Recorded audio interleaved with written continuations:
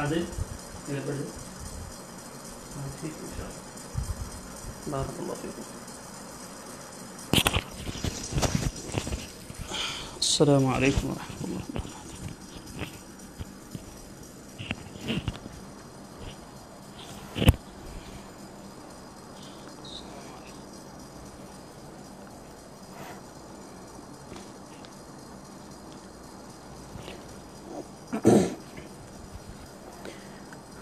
ادھر آؤ, ادھر اس کو نا رکھ دو انشاءاللہ. ٹھیک ہے, ادھر.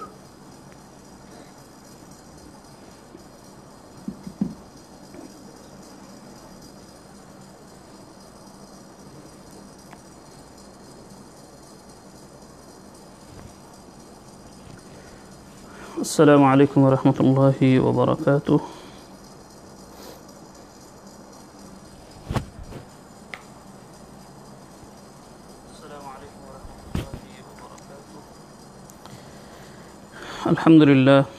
الحمد لله رب العالمين, والصلاة والسلام على نبينا محمد وعلى آله وصحبه أجمعين. أما بعد, فأعوذ بالله من الشيطان الرجيم. يا أيها الذين آمنوا اتقوا الله حق تقاته ولا تموتن إلا وأنتم مسلمون. يا أيها الذين آمنوا اتقوا الله وقولوا قولا سديدا يصلح لكم أعمالكم ويغفر لكم ذنوبكم ومن يطع الله ورسوله فقد فاز فوزا عظيما.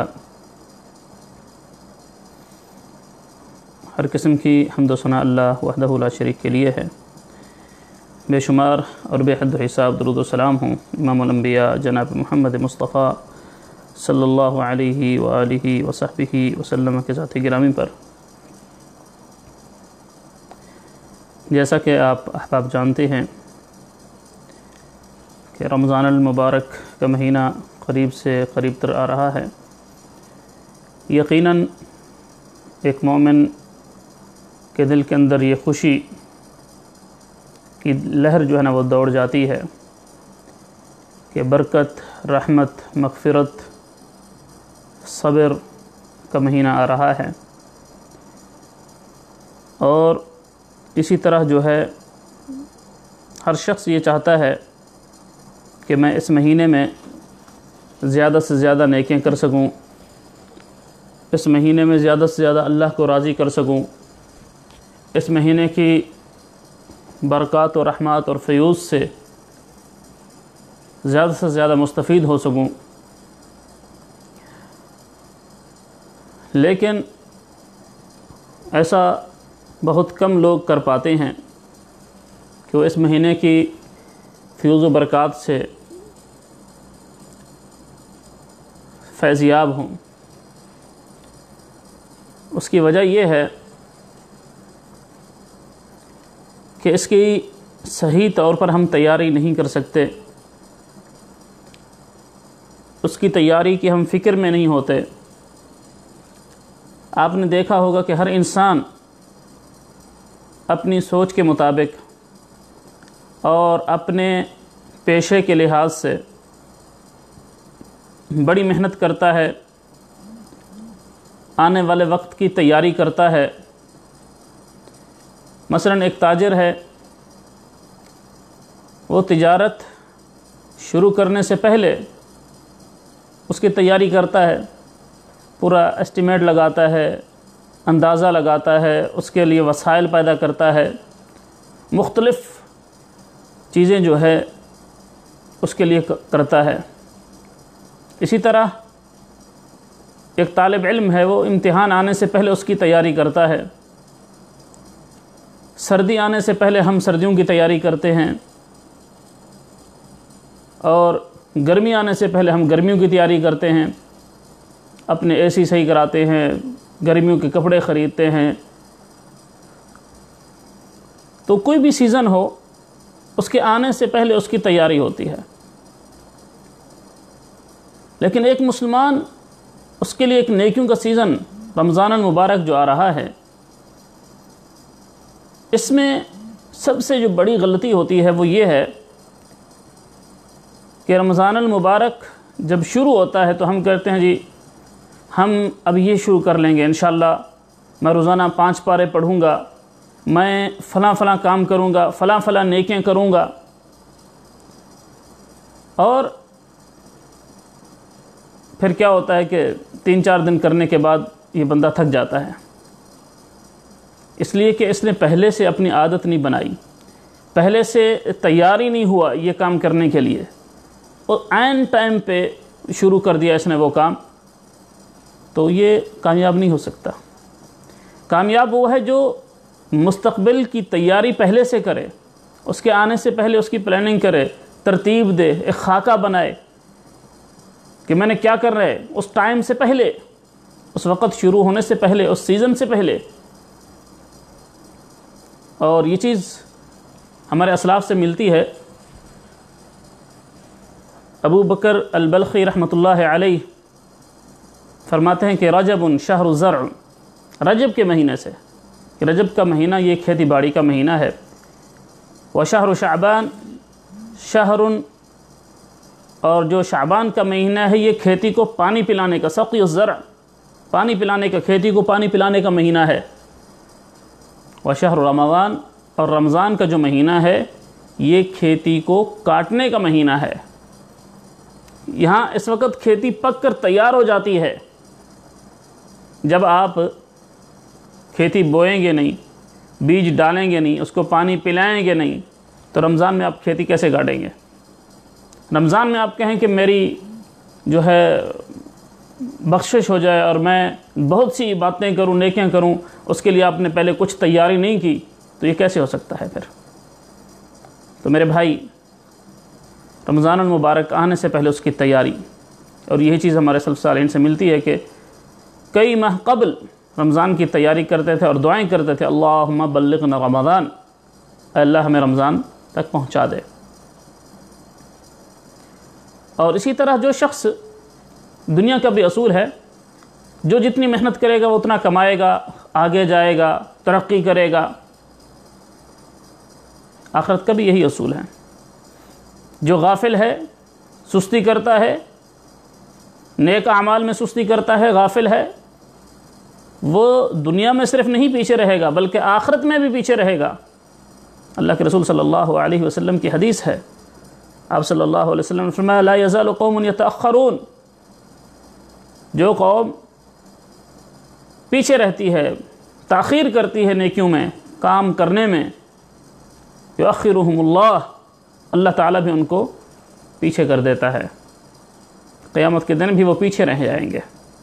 تو آئیے اس دن سے اور آج سے ہی اس ماہ کی تیاری ہم شروع کر دیں۔ پہلا ہمارا ایک درس ہوا تھا اسی حوالے سے کہ شعبان میں ہم نے کیا کرنا ہے، تو شعبان بھی بیسک رمضان المبارک کی تیاری کا مہینہ ہے۔ اللہ کے رسول صلی اللہ علیہ وسلم نے اس مہینے میں کثرت سے روزے رکھے تھے۔ حضرت عائشہ رضی اللہ تعالی عنہ فرماتی ہیں کہ رسول اکرم صلی اللہ علیہ وسلم کو رمضان کے بعد اگر سب سے زیادہ روزہ رکھتے ہوئے میں نے دیکھا ہے تو یہ شعبان کا مہینہ ہے، اور آپ صلی اللہ علیہ وسلم نے فرمایا یہ اس لیے کہ زیادہ روزے رکھتا ہوں میں، ترفع فیہ اعمال، اس مہینے کے اندر عمل اللہ کے ہاں پیش کیے جاتے ہیں، یہ شعبان کا مہینہ۔ اور آپ صلی اللہ علیہ وسلم نے یہ بھی فرمایا تغفل الناس عنہ، اس مہینے میں لوگ غافل ہو جاتے ہیں۔ تو میرے بھائی، شعبان کے یہ بالکل آخری ایام ہیں۔ روزے تو خیر ہم نہیں رکھ سکتے، الا کہ جس کی اگر روٹین ہے، جمعرات کا، پیر کا روزہ رکھ رہا ہے وہ رکھ سکتا ہے، دوسرا آدمی نہیں، اس لیے کہ اللہ کے رسول صلی اللہ علیہ وسلم نے نصف شعبان کے بعد روزہ رکھنے سے روکا ہے، اور بالخصوص آخری شعبان کے 2-3 دنوں میں اس نیت سے کہ استقبال رمضان کا میں روزہ رکھ رہا ہوں، یہ بدعت کے اندر آ جاتا ہے، وہ نہیں ہے۔ تو یہ چیز تو گزر رہی ہے اور گزر گئی ہے۔ دوسری چیزوں کی طرف ہم آتے ہیں کہ شعبان کے روزے کے ساتھ ساتھ اور کیا چیزیں ہیں ان ایام میں رمضان آنے سے پہلے ہمیں بہت جلد کر لینی چاہیے تاکہ ہم اس کی تیاری کر سکیں اور رمضان المبارک کو صحیح طور پر اس سے ہم استفادہ کر سکیں، ان ایام سے، ان راتوں سے۔ تو پہلی چیز تو یہ ہے کہ رمضان المبارک کی اہمیت کی اور اس کی عظمت کا احساس ہو ہمیں، جب تک کسی چیز کی اہمیت اور عظمت کا ہمارے دل کے اندر احساس نہیں ہے، ہم اس کو صحیح طور پہ لے ہی نہیں سکتے، ہم اس کی صحیح طور پر قدر ہی نہیں کر سکیں گے۔ کیوں؟ قدر اس کی ہوتی ہے جس کی اہمیت کا پتہ ہو، جس کی عظمت کا ہمیں اندازہ ہو، جس کے مقام کا ہمیں احساس ہو، اس کی ہم قدر کریں گے، اس کے لیے ہم کچھ کریں گے۔ جس کا پتہ ہی نہیں ہے تو پھر کیا کریں گے؟ تو اس لیے رمضان المبارک آنے سے پہلے ہمیں خود اور اپنے گھر والوں کو، اپنے دوستوں کے اندر یہ شعور اجاگر کرنا ہے کہ یہ وہ مہینہ ہے جس کو اللہ کے رسول صلی اللہ علیہ وسلم نے فرمایا شہر مبارک، برکت والا مہینہ، صبر والا مہینہ، سخاوت والا مہینہ، مغفرت والا مہینہ، رحمت والا مہینہ۔ شیطان جکڑ دیے جاتے ہیں، جنت کے دروازے کھول دیے جاتے ہیں، جہنم کے دروازے بند کر دیے جاتے ہیں، اور اس مہینے کے اندر وہ ایک رات خیر من الف شہر، جو ہزار مہینوں سے بھی بہتر ہے، وہ رات آتی ہے اس مہینے کے اندر۔ تو کیوں نہ ہم اس عظیم ترین نیکیوں کے سیزن کو ایک بہترین خاکے کے ساتھ، بہترین ترتیب کے ساتھ اس کو ہم تیار کریں اور اس سے استفادہ کریں۔ تو پہلی چیز تو یہ ہے کہ رمضان آنے سے پہلے ہی ہم اپنے فرائض کا جائزہ لیں، اپنے فرائض کے اندر جو سستی ہے، غفلت ہے، اس کو ابھی سے ترک کر دیں، اس لیے کہ اللہ تعالیٰ کو سب سے جو پسندیدہ چیز ہے وہ فرائض پر عمل کرنا ہے۔ نبی کریم صلی اللہ علیہ وسلم کی حدیث ہے کہ اللہ کے ہاں بندہ سب سے زیادہ جب قریب ہوتا ہے جس چیز سے، وہ کیا ہے؟ وہ ہے فرائض۔ اللہ تعالیٰ فرماتے ہیں جو میں نے فرض کی ہیں چیزیں، نماز ہے اور جتنے فرائض ہیں، وہ جو عمل کرتا ہے بندہ، اللہ کو سب سے زیادہ اللہ کے قریب ہوتا ہے اور اللہ کو بڑا پسند آتا ہے وہ آدمی۔ تو یہ نہ ہو کہ ہماری نمازیں بے ترتیب ہوں، نمازوں کے اوقات نہ ہوں، نمازوں کے اندر غفلت اور سستی ہو، اور ہم بڑے خوش ہو کے بیٹھے ہیں اور جوشیلے انداز میں کہ جی ہم رمضان آ رہا ہے، رمضان میں ہم بڑی نیکیاں کریں گے، رمضان میں ہم یہ کر لیں گے۔ اگر نمازوں سے غافل ہیں تو یہ رمضان ہمارا شاید ہمیں فائدہ نہ دے۔ تو اس لیے فرائض کی دو قسمیں بنائی ہیں علماء نے۔ ترک المحرمات، حرام چیزوں کو چھوڑنا، یہ فرائض میں ہے، حرام کاموں کو چھوڑ دینا، اور اسی طرح فعل الواجبات، واجبات کو کرنا، جو واجب ہیں، فرائض ہیں، ان کو کرنا ضروری ہے اختصار کے ساتھ۔ اور پھر اسی طرح اس ترک المحرمات کے اندر یہ چیزیں آتی ہیں۔ نبی کریم صلی اللہ علیہ وسلم کی کئی ایک احادیث اس چیز میں، اس کے اندر موجود ہیں کہ ہمیں ترک المحرمات یعنی کہ حرام چیزوں کو، گناہوں کو چھوڑنا ہے۔ آپ بتائیے کہ آپ کے گھر میں جب کوئی مہمان آتا ہے، آپ اس کی کیسے تیاری کرتے ہیں؟ آپ اپنے گھر جو ہے صاف ستھرا کرتے ہیں، خود صاف ستھرے ہوتے ہیں، اچھا لباس، اچھا گھر کو صاف کرنا۔ تو اللہ کا مہمان مہینہ رمضان المبارک رحمت والا، مغفرت والا آ رہا ہے، اور ہمارے دل گناہوں سے آلودہ ہیں، اور ہم خود جو ہے گناہوں کی دلدل میں پھنسے ہوئے ہیں، گناہوں، نافرمانی اور بدیوں کا سمندر ہے، اور ہم خوش ہو رہے ہیں کہ رمضان آ رہا ہے، ہم نیکیاں کریں گے۔ ایک ہی برتن کے اندر اچھائی اور برائی کیسے آ سکتی ہے؟ ایک ہی گلاس کے اندر دودھ بھی ہو اور شراب بھی ہو، یہ کیسے ہو سکتا ہے؟ ایک ہی دل کے اندر اللہ کی محبت بھی ہو اور اللہ کی نافرمانی بھی اسی دل سے وہ کرتا ہو، یہ کیسے ہو سکتا ہے؟ نبی کریم صلی اللہ علیہ وسلم کی حدیث ہے اذا اذنب ابن آدم نقط فی قلبہ نقطۃ سوداء، ابن آدم جب گناہ کرتا ہے تو اللہ اس کے دل میں ایک سیاہ نقطہ لگا دیتے ہیں، ایک گناہ۔ اور ہم کتنا روزانہ گناہ کرتے ہیں؟ کتنی گناہ، جتنی گناہ ہوں گے اتنے نقطے سیاہ لگ جائیں گے، دل سیاہ ہو جائے گا۔ آج ہمارے دلوں کی کیا حالت ہوگی؟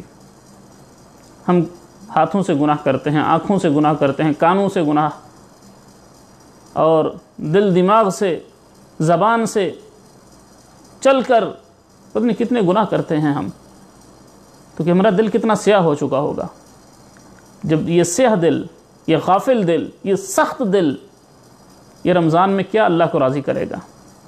رمضان المبارک آنے سے پہلے پہلے ہمیں سچی توبہ کرنی ہے، اللہ کے سامنے گڑ گڑانا ہے، رونا ہے، اپنے دل کو صاف کرنا ہے، پاک کرنا ہے۔ اس کو کہتے ہیں سلامت الصدور، اپنے سینے کو، اپنے دل کو صاف کرنا ہے، پاک کرنا ہے۔ جب تک یہ پاک نہیں ہے اس وقت تک یہ اللہ کو راضی نہیں کر سکتا۔ نبی کریم صلی اللہ علیہ وسلم کی حدیث ہے حضرت معاذ بن جبل سے کہ اللہ تبارک و تعالی سب کو معاف فرما دیتے ہیں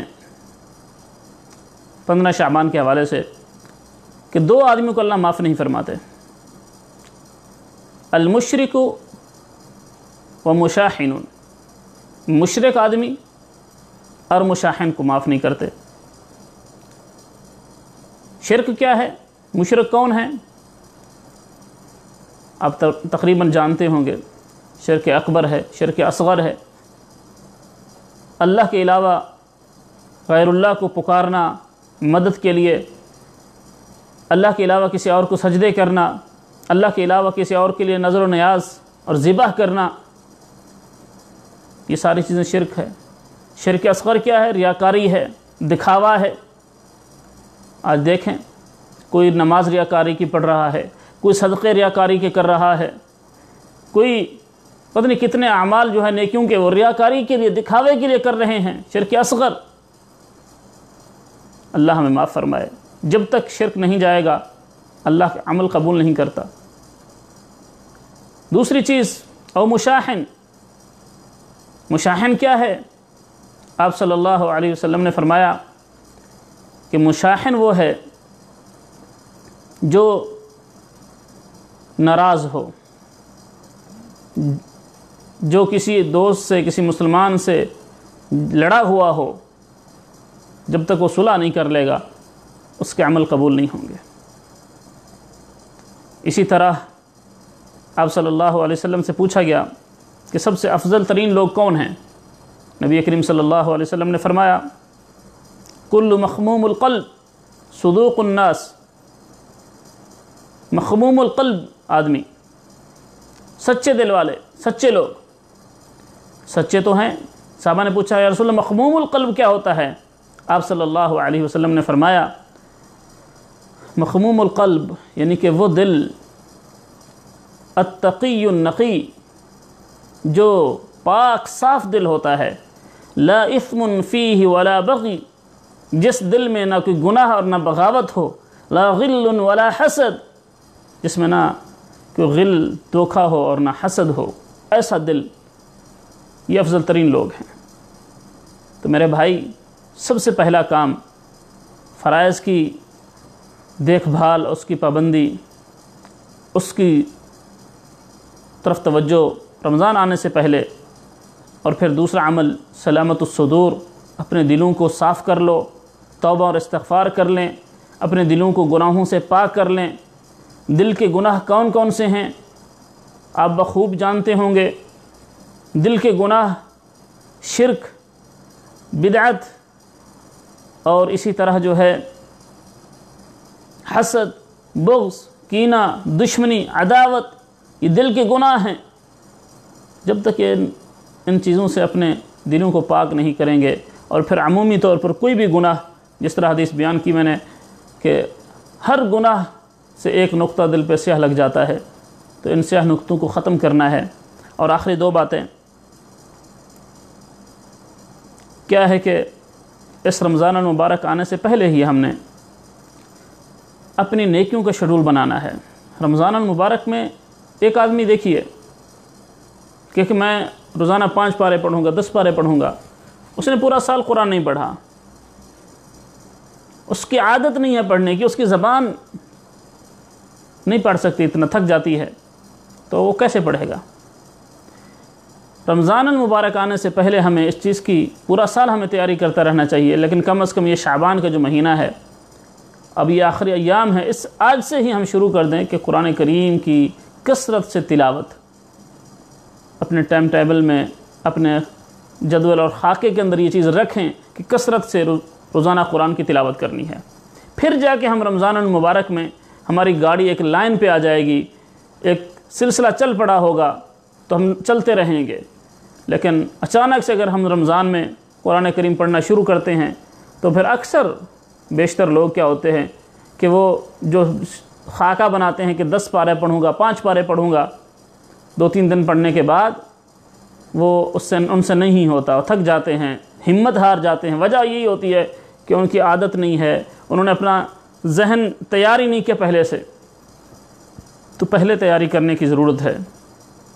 قرآن کریم کی تلاوت کو حضرت سلمہ بن کوہیل رحمہ اللہ فرماتے ہیں، شعبان شہر القراء، شعبان جو ہے یہ قرات کا مہینہ ہے، یہ قراء کا مہینہ ہے۔ اور اسی طرح کہا کہ رمضان فإن رمضان شہر العطر، رمضان جو ہے یہ عطر کا مہینہ ہے، خوشبو کا مہینہ ہے۔ تو آپ بتائیے ایمانداری کے ساتھ کہ خوشبو جو ہے وہ صاف ستھرے کپڑے پہ لگائی جاتی ہے کہ یا میل اور پسینے والے کپڑے پہ؟ یقینی بات ہے کہ ہم جب فریش ہو جاتے ہیں، نہا لیتے ہیں، صاف ستھرے دھلے ہوئے کپڑے پہنتے ہیں تو خوشبو لگاتے ہیں۔ تو رمضان کی جو خوشبو ہے وہ انہی روحوں کو، انہی دلوں کو معطر کرے گی جو صاف ستھرے دل ہوں گے، جو گناہوں سے پاک ہوں گے، اور ابھی سے گناہوں کی توبہ کریں رمضان میں تاکہ ہمارے دل صاف ہوں، ہم بدیوں اور گناہیوں اور نافرمانیوں کے سمندر سے ہم نکل چکے ہوں۔ پھر رمضان میں اس توبہ کے اوپر بار بار جو ہے اللہ سے استغفار کریں، اللہ کے سامنے روئیں اور گڑ گڑائیں، تو یقیناً وہ توبہ توبۃ النصوحہ ہوگی۔ اور آخری بات کیا ہے، رمضان المبارک آنے سے پہلے یہ کام بھی ضروری کرنا ہے کہ اپنے ارد گرد ہم دیکھیں کہ کن لوگوں کے ہم نے حقوق جو ادا کرنے ہیں اور ہم ادا کر رہے ہیں یا نہیں کر رہے۔ یہ بہت اہم بات ہے۔ حقوق کی ادائیگی، حقوق العباد، حقوق اللہ تو ہم ادا کرنے جا رہے ہیں، رمضان آ رہا ہے، ہم حقوق اللہ ادا کریں گے اور ہم اس کی تیاری کر رہے ہیں۔ لیکن ہو کیا رہا ہے، میرے قریبی رشتہ دار مجھ سے ناراض ہیں، ان سے میرا جھگڑا چل رہا ہے، ان کے اوپر میرے کیس چل رہے ہیں، میرے والدین مجھ سے ناراض ہیں، میرے بھائی مجھ سے ناراض ہیں، بہنوں کا میں نے حق کھایا ہوا ہے، اور ہم خوشی سے رمضان کی طرف جا رہے ہیں اور رمضان میں ہم نیکیاں کمائیں گے۔ کیسے ہو سکتا ہے؟ ہم حقوق العباد سے غافل ہیں، ہمسایوں کو ہم تنگ کیا ہوا ہے، ہمسایوں کے حق ہم کھا رہے ہیں۔ میرے بھائی، ایسے آدمی کو ایک رمضان کیا 40 رمضان مل جائیں جس نے حقوق العباد کھائے ہوئے ہیں، اس کے لیے کوئی فائدہ مند نہیں ہے۔ اللہ کے رسول صلی اللہ علیہ وسلم کی حدیث ہے، معروف حدیث ہے، میری امت کا مفلس کون ہے؟ غریب ترین امتی، مفلس، فقیر۔ صحابہ نے کہا اللہ کے رسول جس کے پاس پیسہ دینار اور درہم نہ ہو؟ نبی کریم صلی اللہ علیہ وسلم نے فرمایا نہیں، میری امت کا مفلس وہ ہے جو قیامت کے دن بہت سی نیکیاں لے کے آئے گا، نیکیوں کے پہاڑ، رمضان کے روزے، نماز، فرائض، سب کچھ، حج، زکوٰۃ، عمرے، سب کچھ ہوگا اس کے پاس۔